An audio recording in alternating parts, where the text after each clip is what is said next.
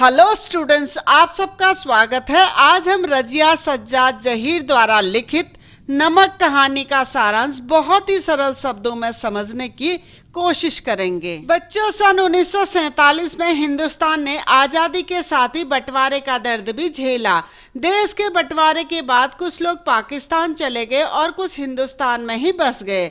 भले ही हिंदुस्तान और पाकिस्तान दो अलग अलग देश बन गए हों, मगर बंटवारे के बाद जो हिंदुस्तान से पाकिस्तान पहुंच गए, उनके दिलों में आज भी हिंदुस्तान बसता है। ऐसे ही कुछ लोग जो पाकिस्तान से हिंदुस्तान में आकर बस गए, उनके दिलों में आज भी पाकिस्तान बसता है। भले ही जमीन के दो टुकड़े हो गए हों, मगर लोगों के दिलों से वे पुरानी सुनहरी यादें मिट नहीं पाई। यह कहानी उन्हीं विस्थापित लोगों की भावनाओं पर आधारित है।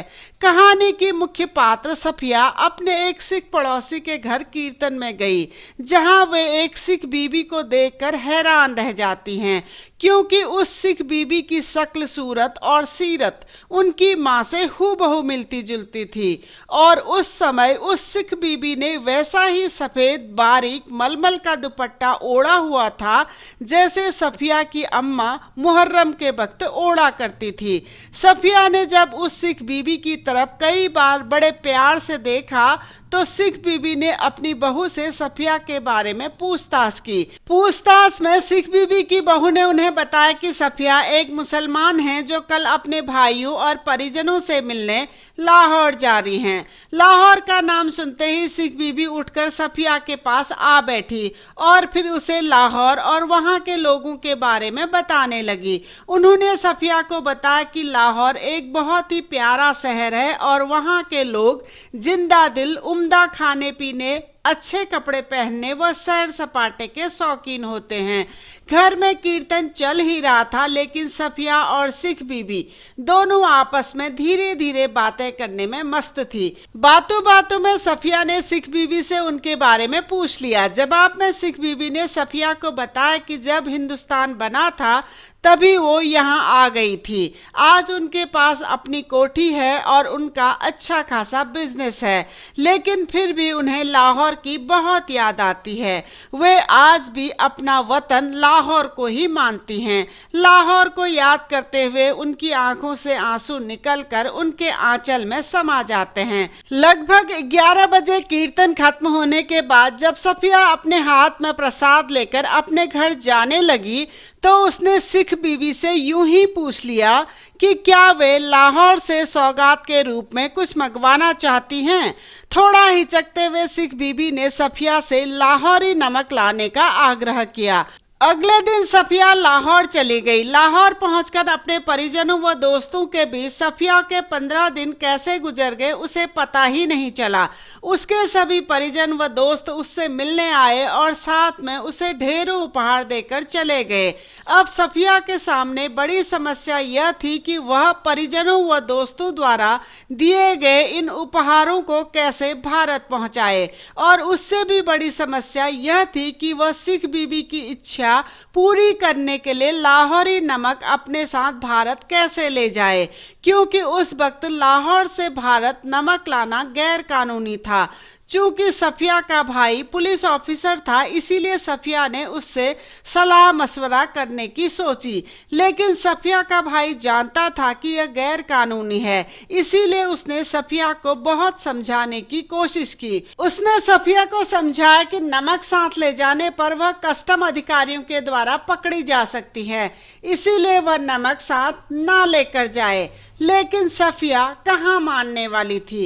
वह अपने भाई को तर्क देते हुए कह रही थी कि मैं सोना, चांदी या ब्लैक मार्केट का कोई सामान अपने साथ थोड़े ले जा रही हूँ। मैं तो बस उपहार में देने के लिए थोड़ा सा नमक अपने साथ ले जाना चाहती हूँ। दोनों भाई बहन के बीच खूब बहसबाजी हुई। अगले दिन सफिया को दोपहर 2 बजे लाहौर से भारत के लिए रवाना होना था, इसीलिए उसने सारी पैकिंग रात में ही कर अपना सारा सामान सूटकेस में रख दिया। लेकिन 2 सामानों की पैकिंग करनी अभी बाकी थी। एक तो कीनू, जो उसके एक दोस्त ने यह कहते हुए उसे भेंट किए थे कि यह हिंदुस्तान और पाकिस्तान की एकता का मेवा है, और दूसरा नमक की पुड़िया। बच्चों, कीनू एक तरह का नारंगी रंग का संतरे जैसा ही फल होता है, जिसे संतरे और माल्टे को मिलाकर बनाया गया है। अब सफिया ने नमक की उस पुड़िया को कस्टम वालों की नजरों से बचाकर भारत लाने के लिए अपनी बुद्धि से काम लेना शुरू कर दिया।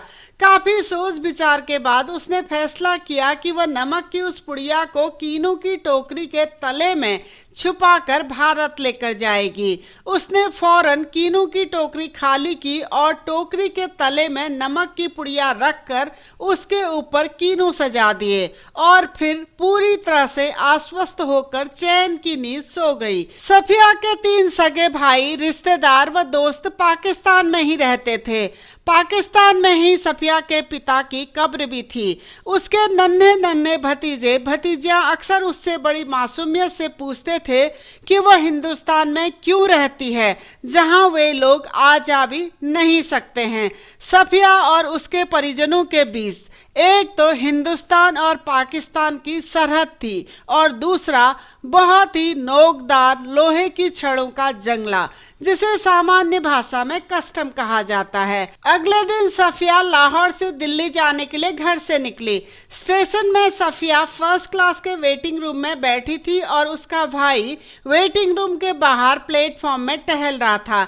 सफिया वेटिंग रूम में बैठे बैठे नमक के बारे में ही सोच रही थी कि तभी उसका सामान कस्टम में जांच के लिए जाने लगा। उसने अचानक फैसला किया कि वह मोहब्बत का तोहफा यानी नमक को चोरी से भारत लेकर नहीं जाएगी। उसने जल्दी से उस नमक की पुड़िया को कीनू की टोकरी से निकालकर अपने हैंडबैग में रख लिया, और सामने खड़े एक ऊंची कदकाठी के दुबले पतले खिचड़ी बाल और आंखों में चश्मा लगाए कस्टम ऑफिसर के पास जाकर उससे बातें करने लगी।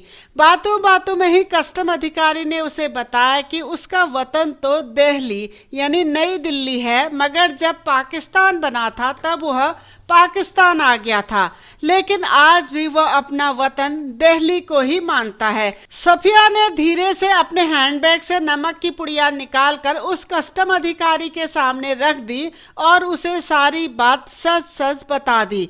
कस्टम अधिकारी ने उस नमक की पुड़िया को अपने हाथ में उठाया और दोबारा सफिया के हैंडबैग में डालते हुए बोला, मोहब्बत तो कस्टम से इस तरह गुजर जाती है कि कानून भी हैरान रह जाता है। अपनों से विदा लेकर सफिया ट्रेन में सवार होगी। ट्रेन धीरे धीरे पाकिस्तानी सरहद पार कर हिंदुस्तान की सीमा में प्रवेश कर गई। अटारी पर पाकिस्तानी पुलिस उतर गई और हिंदुस्तानी पुलिस सवार हो गई।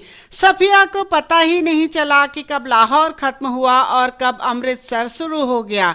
एक जैसी जमीन, एक जैसी जुबान, एक जैसी सूरत, लिबास और अंदाज भी एक जैसा। बस मुश्किल सिर्फ इतनी थी कि दोनों के हाथों में बंदूकें थी। अमृतसर में कस्टम वाले फर्स्ट क्लास वालों के सामान की जांच उनके डिब्बे के सामने ही कर रहे थे। सफिया का भी सारा सामान देखा जा चुका था। तभी सफिया सामने खड़े एक नौजवान कस्टम अधिकारी की तरफ बढ़ी, जो बातचीत से बंगाली लग रहा था। उसने धीरे से उस अधिकारी को बताया कि उसके पास थोड़ा सा नमक है, और फिर अपना हैंडबैग खोलकर नमक की पुड़िया उसके सामने रखकर उसे सारी कहानी बता दी। कस्टम अधिकारी सुनील दास गुप्त ने सफिया को ऊपर से नीचे तक देखा और अपने साथ चलने को कहा।